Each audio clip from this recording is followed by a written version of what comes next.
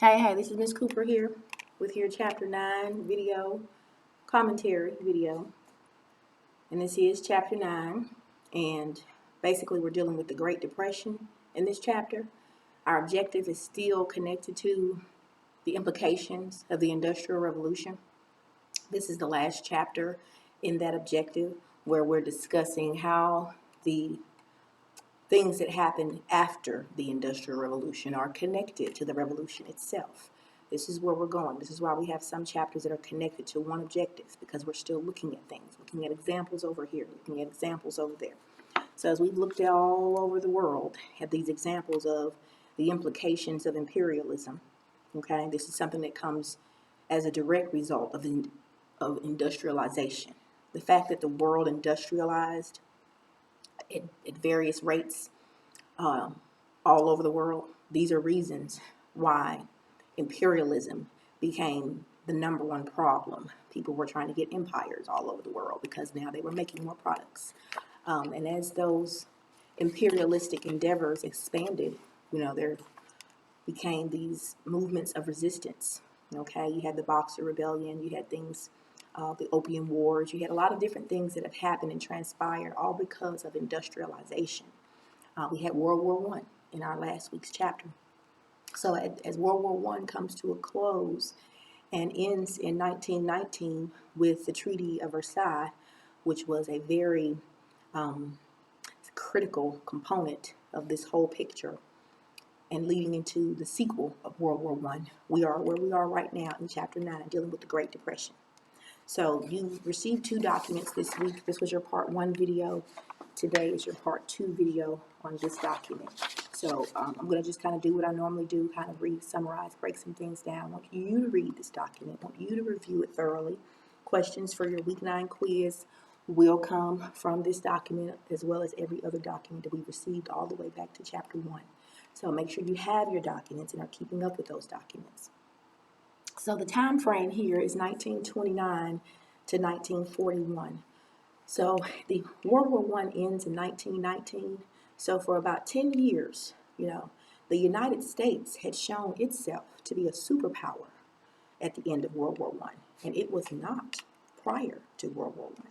But now it is. And its economy is booming. It's lending money. It's mass producing products. It's involved with the global market.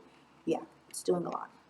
So the introduction here says the stock market crash in 1929 touched off a crisis that left 13 million Americans, 25% of the workforce, that's what that is, unemployed by the time Franklin D. Roosevelt took office. The New Deal transformed the role and power of the federal government.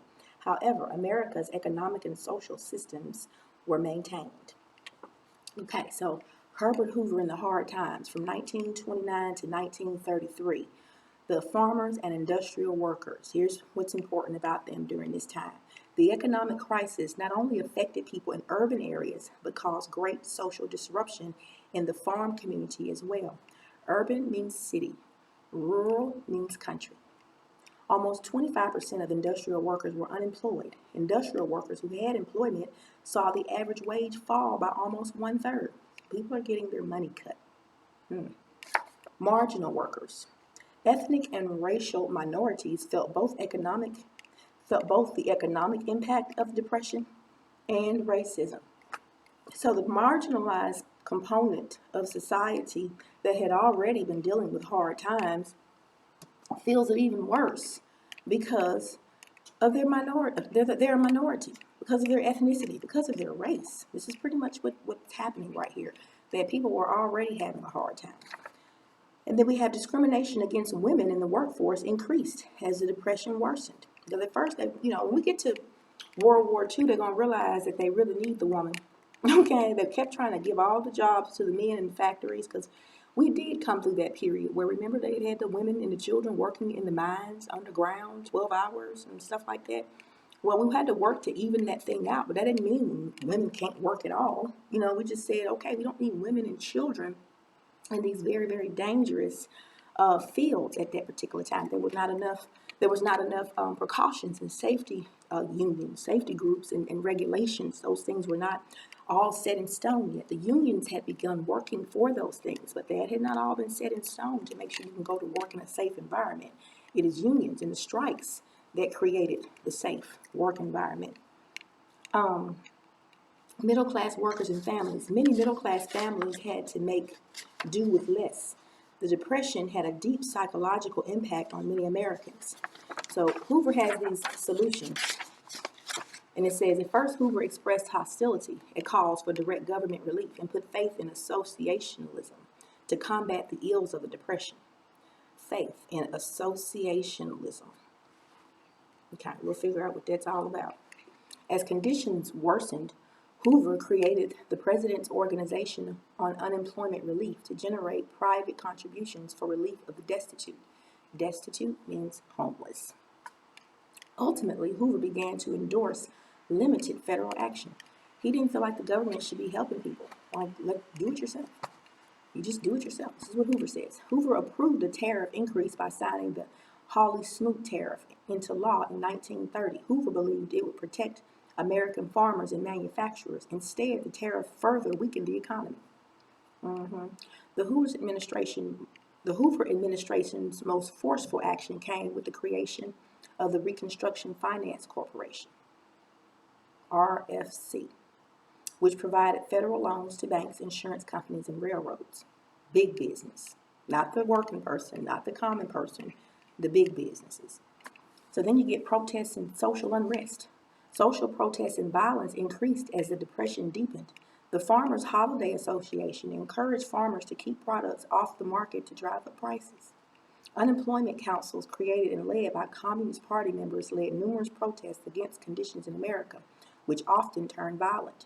Racial violence also increased. The Bonus Army. 15,000 World War I veterans marched on Washington to support immediate payment of cash bonuses, but the Senate refused.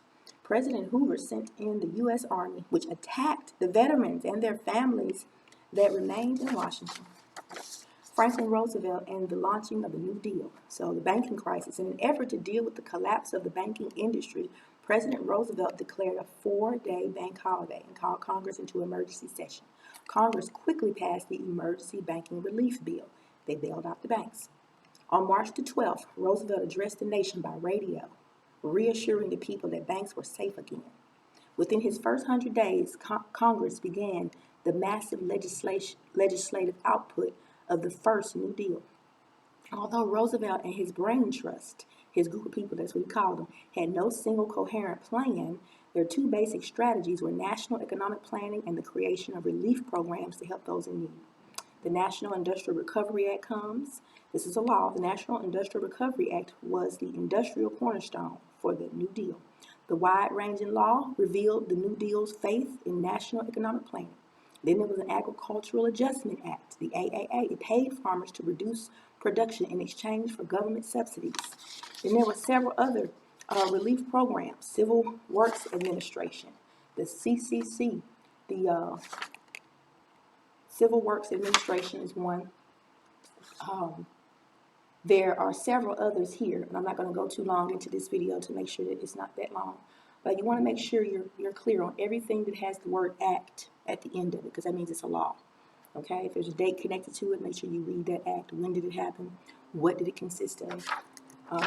The rivalry, okay, between the unions, the expansion of the New Deal, nationalization of culture, some of the limits of the New Deal,